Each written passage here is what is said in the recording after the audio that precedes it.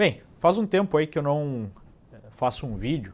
Creio que esse é um momento interessante para fazer uma análise do que está acontecendo no Brasil hoje, inclusive com alguns tópicos que dizem respeito a mim, né? Eu fui citado recentemente numa matéria, né, de fofocas aí da revista Cruzoé, produzida pelo Felipe Moura Brasil, onde ele teve acesso a conversas privadas, né, minhas com outras pessoas, num grupo que foi formado, vejam só, com o objetivo de se organizar para se defender contra a difamação de uma matéria do Estadão, né, que acusava alguns sujeitos que defendiam Bolsonaro ou fizeram campanha para Bolsonaro, tratando esses sujeitos como uma espécie de milícia, né? Interessante é que muitos daquela milícia que eram acusados de organizar ataques contra adversários ou coisas do gênero se conheceram nesse momento. Foi o meu caso, né? A maior parte daquelas pessoas que foram listadas ali no Estadão eu não conhecia, né? Então, só para ver o quanto essa denúncia era infundada. Mas, de qualquer forma, né, nós tivemos o uso dessas mensagens para fazer uma matéria que não apresenta nada relevante do ponto de vista público. Tudo que foi falado ali podia ter sido feito, né? A crítica poderia ter sido feita com dados que são públicos, porque a maioria dessas pessoas tem posições claras, né, sobre esses assuntos. Aquelas que eventualmente têm algum cargo no Estado, esse cargo, né, enfim, remuneração ou posição também é algo público, e no final não teve nenhuma informação relevante que justificasse a quebra desse sigilo, né, de conversas particulares. Mas enfim, sobre essa matéria eu já fiz uma resposta, né, no próprio Twitter, postei lá, né, em cima do post do blog do PIN, que é o usuário do Felipe Moura Brasil. Inclusive a minha resposta teve mais likes e retweets do que o próprio post dele sobre a matéria, né? Mas para explicar o que está acontecendo e por que é algo muito mais sério do que uma simples matéria de fofocas, é que eu estou fazendo esse vídeo, né? Nós tivemos hoje o requerimento por parte de ninguém mais, ninguém menos do que Rui Falcão, lembram? Que era o presidente do PT, né? Um dos líderes aí do PT, pedindo então a presença de alguns citados nessa matéria, ou seja, usando a matéria do Felipe Moura Brasil para questionar esses sujeitos numa CPI das fake news, né? Vejam, essa CPI diz o seguinte, né? Essa CPI é destinada a investigar os ataques cibernéticos que atentam contra a democracia e o debate público, né? O que seriam ataques cibernéticos contra a democracia? Bom, pode ser qualquer coisa, né? A utilização de perfis falsos para influenciar os resultados das eleições de 2018. A gente já vai chegar lá. A prática de cyberbullying sobre os usuários mais vulneráveis da rede de computadores, bem sobre agentes públicos, né? Coitadinhos, os deputados e senadores estão sendo atacados sem motivo algum. E o aliciamento e orientação de crianças para o cometimento de crimes de ódio e suicídio, né? Bom, esse era o objetivo inicial da CPI quando começou a se discutir ela, e depois ela foi modificada justamente para poder ser usada como instrumento aí para atacar opositores à esquerda, opositores, né, dessa orientação aí mais à esquerda do espectro político, que a gente vai ver também mais do centro usualmente. A gente vai falar mais sobre esse requerimento aqui, né, do Rui Falcão, que ainda precisa ser votado. Mas, para entender como tudo isso funciona, nós temos que voltar lá para 2013, 2014, quando começaram, né, os protestos contra o governo, que foram tomando corpo. Ficou claro em determinado momento que a Dilma havia jogado o país na rota do desastre, né, a maior crise econômica da história, um plano totalitário, à la venezuelano, e as pessoas, né, se uniram aí para derrotar esse governo e gerar uma guinada aí no país, né, produzir, né, buscar uma reconstrução de um país tomado pela corrupção, tomado pelo crime, tomado pelas piores práticas da administração pública. A partir disso, nós tivemos a importância fundamental das redes sociais. Não fossem as redes sociais para colocar pressão no governo e gerar a possibilidade de comunicação direta com o público, essa comunicação continuaria sendo intermediada pela imprensa oficial, né? E nós sabemos que a imprensa oficial utilizou centenas de milhões, se não bilhões de reais de propaganda, né, paga pelo governo. Então não havia muito interesse dessa imprensa, né, oficial, que eu chamo de extrema imprensa, imprensa mainstream, de falar sobre todos os crimes que estavam sendo cometidos. Lembrem, os crimes que estavam sendo cometidos pelo PT, tivemos um primeiro surto aí, né, de algumas revelações pela imprensa lá na época do Mensalão, que ficou mais contido aí na revista Veja, né, que naquela época tinha uma postura mais antipetista, hoje virou uma carta capital. E depois, muito depois, já quando o país já tinha sido saqueado, a Petrobras já havia sido saqueada, né, a Eletrobras, enfim, quando nós já tínhamos a montagem de todo o esquema, e esse esquema produziu o colapso da economia, produziu o colapso da própria moral, né, na administração pública, aí é que nós tivemos isso, né, esses crimes todos indo parar na capa dos jornais, até porque a pressão pública gerada pelas redes, gerada pela comunicação que não era oficial, né, era muito grande. Essa pressão já era bem intensa. Nós já tínhamos as redes sociais para contrabalancear esse poder aí da mídia de pautar, né, a discussão na sociedade. E a partir disso, né, nós tivemos aí um abalo forte no establishment, muitas pessoas foram presas, inclusive o chefe aí do PT, né, dos esquemas do PT, o meliante Lula. E nós tivemos um novo ciclo eleitoral, onde o establishment esperava aí eleger alguém um pouco diferente do PT, porque não ia colar, né, se fosse o PT ia ficar muito na cara, que poderia ser um Alckmin da vida, né, na pior das hipóteses, sei lá, um Amoedo, uma Marina, né, alguém que tivesse uma posição mais de centro. E quem surgiu como uma alternativa ao establishment e de fato, né, adotou uma postura, enfim, uma proposta, né, anti-establishment, foi o Bolsonaro, que amealhou então todo o apoio, né, dessa parte mais à direita, mais conservadora da população brasileira, cansada com a destruição que o PT fez, que a esquerda fez, e não foi só o PT, né, com o establishment, com o próprio PSDB, que a gente viu depois nas investigações, que trabalhava aí para ser, né, uma oposição meio fake, porque no final das contas não há muita discordância entre PT e PSDB, como o país deve ser gerido. O próprio MDB, que sempre foi aquele partido fisiológico, que mamava, né, no governo que fosse, e daria aí o peso, né, da sua quantidade de senadores e deputados, e assim por diante. Então esses partidos tradicionais foram meio que dizimados, principalmente PMDB e PSDB. O DEM, que era um partido que se colocava, né, mais à direita, teve até um certo crescimento, hoje controla a Câmara e o Senado. E nós tivemos o PT se mantendo, apesar de ter perdido muito poder, se mantendo ainda como uma força considerável, né? Afinal de contas, ainda é a maior bancada da Câmara, apesar de um número bem menor de deputados do que tinha no seu auge lá na época do segundo mandato do Lula. Mas nós tivemos para o establishment a infeliz, né, surpresa do Bolsonaro tomando a dianteira, mesmo com todo o esforço cavalar da imprensa em tentar traçar o Bolsonaro como uma opção inviável, né, como alguém que não poderia nem ser tolerado, porque ele era conservador demais, né, ele era anti-establishment demais, então esse sujeito devia ser limado. E desde então nós observamos na imprensa um ataque sistemático à noção de democracia. Como assim essas pessoas aí vão escolher um candidato que a gente é contra, né? Aí veio lá, da própria Folha de São Paulo, a ideia de uma rede de fake news, né? Exatamente da mesma forma que aconteceu aqui nos Estados Unidos.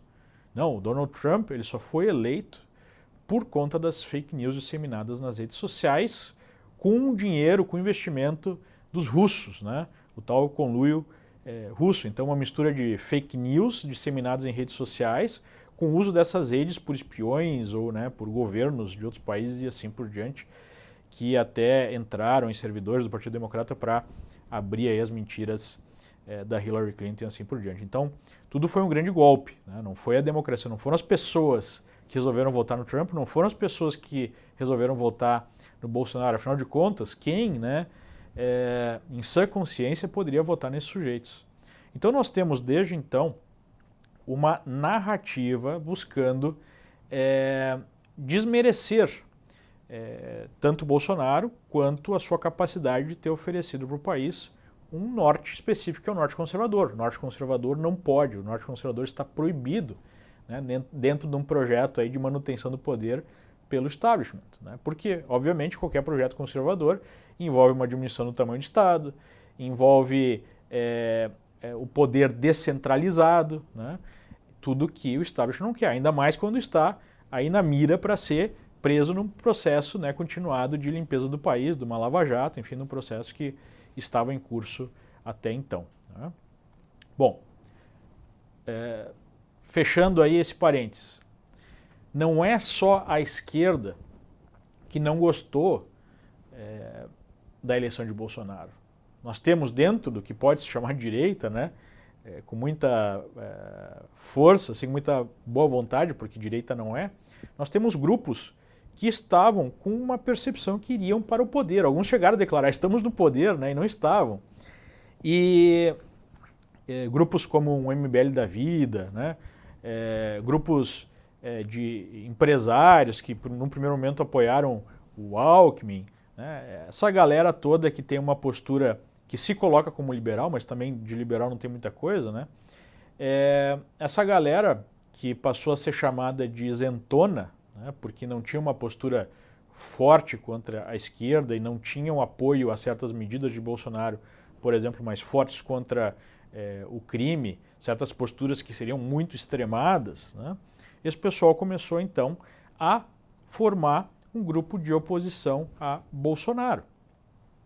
E nós tivemos aí partes da mídia, né, alguns movimentos políticos como o MBL, empresários, né, enfim, setores da própria esquerda que se aproximaram deles para fazer essa oposição, já que a esquerda estava muito queimada e ninguém ouviria mais a esquerda. E passou então a ter uma sistemática postura de oposição a qualquer coisa que o Bolsonaro falasse ou de ataque direto a qualquer apoiador de Bolsonaro. O objetivo é tirar a base de apoio do Bolsonaro, porque quem criou a base de apoio do Bolsonaro foram essas lideranças que foram surgindo, foram esses influenciadores que foram surgindo ao longo do caminho. Alguns até viraram deputados, outros viraram assessores de deputados ou, né, entraram aí na máquina pública de alguma forma, mas o fato foram essas pessoas que deram a base de sustentação, tanto facilitaram, né, a eleição de Bolsonaro, quanto depois mantêm o apoio ao governo que é atacado desde antes de tomar posse, né? E a partir do aumento dos ataques e da consolidação desse grupo, né, que nós chamamos de isentões, para atacar o governo, é que surgiram essas iniciativas de assassinato de reputação de quem apoia Bolsonaro, né? O primeiro caso mais claro foi essa lista do Estadão. Essa lista é tão patética que colocava como um dos participantes, né, numa rede de milicianos que estava sob o comando do próprio presidente. Então o presidente ligava lá e dizia, olha, tem que atacar tal pessoa, tem que fazer tal coisa. E todo mundo fazia, né? É ridículo isso, mas isso era o que era sugerido no artigo, inclusive, né? As pessoas seriam direcionadas a difamar adversários, né? Difamar, que é um crime. Então até um Lobão, que logo em seguida já virou o coxo e virou o forte opositor do Bolsonaro, estava nessa lista. Se ele soubesse de algo nesse sentido, ele já teria falado, né? Outras pessoas que não concordam com tudo que o Bolsonaro fala também estão nessa lista. Eu fui colocar nessa lista, eu nem conhecia a maioria das pessoas que ali estavam. E, novamente, como eu falei para vocês, passei então a conversar com essas pessoas, porque, enfim, tinha algumas coisas em comum. Agora, conversar com as pessoas, se organizar para fazer uma defesa, né, até processar o próprio Estadão por essa clara difamação nessa matéria. Qual é o crime disso, né? Qual é o crime de você conversar com pessoas que você concorda para deixar pública, uma estratégia de comunicação, né, para fazer críticas, eventualmente, a entidades políticas, a pessoas, para responder a ataques de outras pessoas. Onde está o crime nisso, né? Não há crime nisso, mas obviamente que é preciso criminalizar. Por quê? Porque se você tirar o apoio que o governo tem através dessas figuras, fica mais fácil para atacar o governo, até porque essas pessoas têm um grande alcance, né? E aí nós vemos essa estratégia de pegar, né, invadir as comunicações privadas, como eu falei, de forma totalmente desnecessária, fazer uma matéria de assassinato de reputação, sem dar nem o direito das pessoas se defenderem nessa matéria, com uma série de inverdades, né, colocando como uma reunião secreta algo que tinha sido exposto pelo próprio criador do encontro, né, ou por alguns que participaram, colocando dados errados sobre por que certas pessoas estão trabalhando numa função que não tem nada a ver com defender ou não Bolsonaro. Se defendesse ou não defendesse Bolsonaro não faria diferença nenhuma para a função que a pessoa está fazendo, como por exemplo da professora Paula Marisa, justamente para criar aí a ideia de que qualquer pessoa que defenda Bolsonaro está ganhando alguma coisa por isso, né? Comigo, né, como eu não tenho nenhum real de dinheiro público, não tem na minha receita, né, nunca recebi nada, nem encargo, nem nada, né, para defender quem quer que fosse, aí a desculpa que alguns isentões dão é que eu estou atrás de likes, né, e de notoriedade, né, como se isso que eu faço aqui não me toma tempo, me toma energia que eu poderia estar dedicando a outras coisas e ganharia muito mais, né? Inclusive eu já tinha notoriedade aí na área profissional que eu atuo. Então, ficou muito claro esse movimento, essa estratégia de caçar, né, de fazer aí ataques a pessoas, mas o mais sério disso não é simplesmente você ter uma estratégia de guerra, né, de narrativas, mas sim você utilizar a própria estrutura, os próprios aparatos do Estado para fazer essa perseguição. Aí a coisa toma um outro nível. Vocês lembram que na época, antes mesmo das eleições, se acusava o Bolsonaro de ter um projeto totalitário, inclusive muitos desses isentões acusavam o Bolsonaro de ter um projeto totalitário, de querer dar uma espécie de golpe, né, de querer concentrar poder, de ser uma espécie de ditador e perseguindo quem não concordasse com ele. Ora, é exatamente isso que está acontecendo, só que com pessoas que apoiam o Bolsonaro, né? Então, aquilo que eles diziam, né, ser o grande risco que o país corria, de fato era um risco, mas não pelos motivos que eles colocaram. Por quê? Porque a partir do momento que o Bolsonaro começou a colocar as manguinhas de fora e querer dar de frente com o establishment, nós tivemos aí um movimento organizado por Congresso e por STF para retirá-lo do cargo, né? O próprio Toffoli contou essa história. Obviamente que ele se colocou naqueles que protegeram o presidente, não naqueles que organizaram o negócio para colocar uma faca no pescoço do presidente, né? E obviamente que o presidente só não sofreu algo mais sério porque nós tivemos os protestos do dia 26 de maio, convocado, né, pelas pessoas aí que apoiam, pelos influenciadores que apoiam, que colocaram centenas de milhares de pessoas nas ruas, e nós tivemos uma espécie de acordo, né? Se tem algum tipo de acordão, foi esse, né? Foi uma espécie de armistício aí entre Bolsonaro, Câmara, STF, para que ele pudesse continuar no poder, já que aparentemente ele não tinha o apoio dos militares para continuar esse processo de questionar as instituições em relação a toda a roubalheira que nós tivemos, né? Ora, nós não temos aí um presidente da Câmara dos Deputados, que é o Botafogo da planilha da Odebrecht, acusado pela própria Polícia Federal de corrupção, lavagem de dinheiro e falsidade ideológica.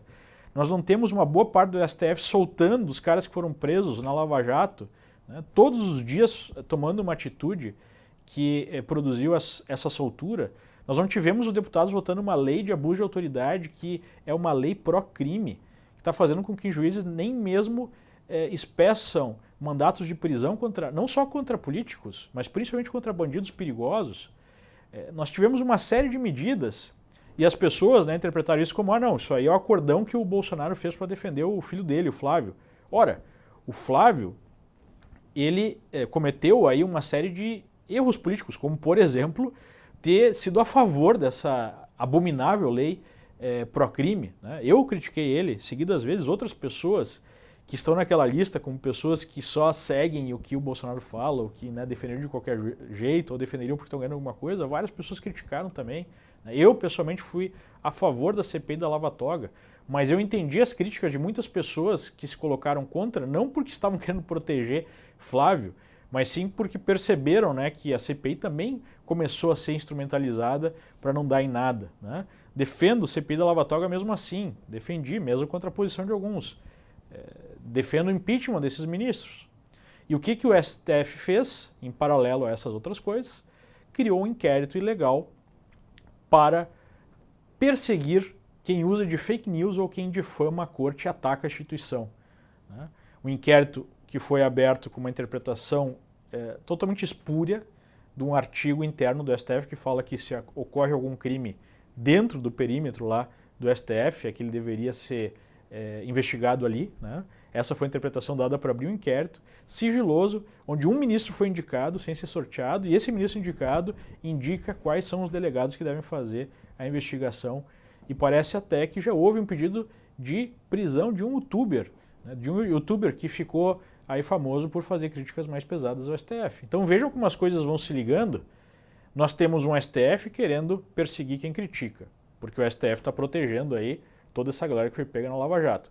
Nós temos a Câmara dos Deputados e o Senado, porque é uma CPMI mista, criando uma CPMI de fake news para perseguir quem critica as leis que são criadas e, né, quem apoia o presidente, que tem sim a vontade de fazer uma mudança, fazer uma limpeza, né, mas está, em alguns pontos errou, em outros pontos está de mãos atadas. E se ele tiver menos apoiadores, estará com menos capacidade ainda de lutar contra esse establishment, né? E aí a gente vê a isentosfera, como eu chamo, né, esse pessoal, atacando quem é mais conservador, quem defende Bolsonaro, e dando munição para Rui Falcão, PT, né, esquerda, centrão, calar qualquer crítico, né? E olha que eles fazem isso recebendo também ameaças por conta desse processo. A própria revista Cruzoé foi alvo de censura por parte do inquérito do STF. Um dos editores da revista foi até a Polícia Federal dar explicações, algo totalmente inaceitável num Estado democrático de direito. E agora nós temos pessoas, várias que produzem conteúdo, ou seja, elas deveriam ter a proteção que jornalistas têm, porque elas fazem o mesmo trabalho, o mesmo papel, sendo aí constrangidas, sendo apontadas como se tivessem cometido um crime, né? Aqui no requerimento do Rui Falcão é o seguinte, que demonstra o modus operandi de um grupo de blogueiros, alguns instalados no próprio Palácio do Planalto, na utilização de fake news para atacar autoridades públicas. Não há nenhuma parte da matéria que fala em nenhuma fake news para atacar uma autoridade pública. Ora, a autoridade pública, né, a essência da democracia é que ela seja questionada. Ou isso virou crime também, né? Nós temos aí, né, a sinalização de que as pessoas se organizaram para apoiar alguém, né, na Apex, a Letícia, que era aí uma gestora na Apex, e em outro dia o meu amigo, né, Facuri, um investidor pediu divulgação de um texto da Crítica Nacional que defendia a secretária do PSL, DRT no texto do Paulo Enéas, que fala da grande competência da Letícia.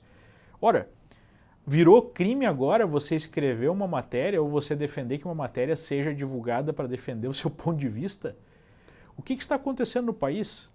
E aí a gente vê o pessoal que é teoricamente liberal, né, aplaudindo isso aqui, aplaudindo uma CPI que vai buscar, né, constranger pessoas só porque elas têm uma posição política que não agrada ao establishment político, né? O nome disso é simples, o nome disso é ditadura.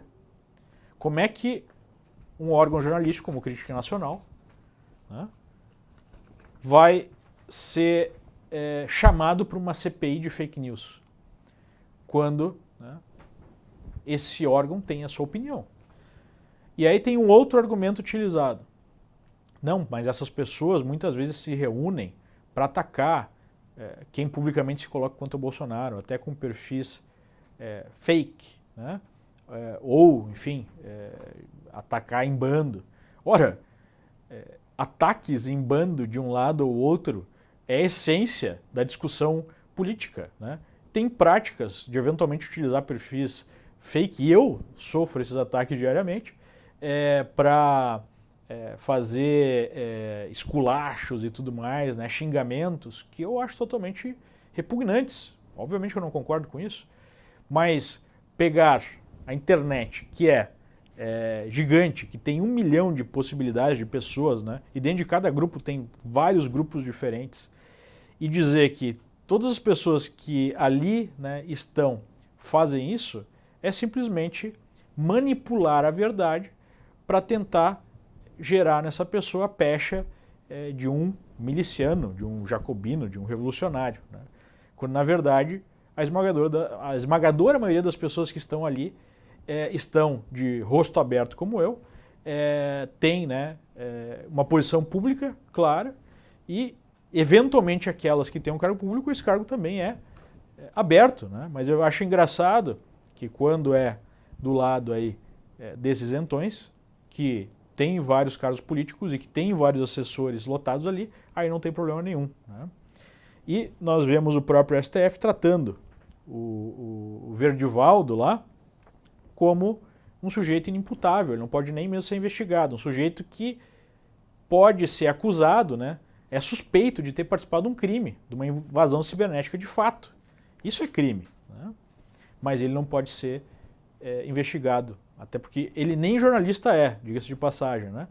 Pode se discutir se ele atuou como jornalista, mas ele não pode ser investigado, sendo que há aí motivos para acreditar que ele possa ter cometido crimes. Já quando é um apoiador do outro lado do espectro ideológico, alguém que questiona, né, o Congresso, questiona o STF, chega ao ponto de ser investigado em inquérito ilegal, né, sigiloso do STF, segundo a própria determinação da Procuradoria-Geral da República, que já pediu o arquivamento desse processo, e nós temos essas pessoas sendo atacadas não só pela imprensa isentona, pela extrema imprensa, né, e também pelo próprio Congresso através desse tipo de ação na CPMI, né? Então é esse rumo que o Brasil está adotando. Creio que é seríssimo esse ataque à liberdade de expressão, aos preceitos básicos da democracia, que é a liberdade de associação, que é a capacidade de você expressar as suas ideias, né? Eles querem calar as pessoas através do medo no STF, através do constrangimento, como essa questão da CPI, né? Obviamente que o objetivo não creio que seja prender as pessoas, mas obviamente gerar medo. O próprio Toffoli já comemorou que as críticas ao Supremo já tinham reduzido, críticas que eles chamam de ataque, já tinha reduzido em 80%, né? E aí nós temos o STF livre, né, das críticas para poder decidir aí a liberação daqueles que foram condenados após segunda instância e podem ser liberados em decisão dessa semana. Entre outras medidas que estão sendo tomadas para que o establishment fique bem tranquilo e possa seguir escravizando o Brasil.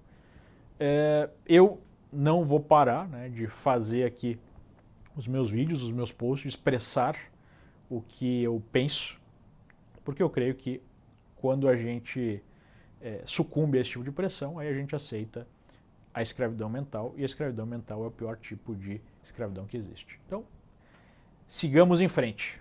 É isso, pessoal. Abraço.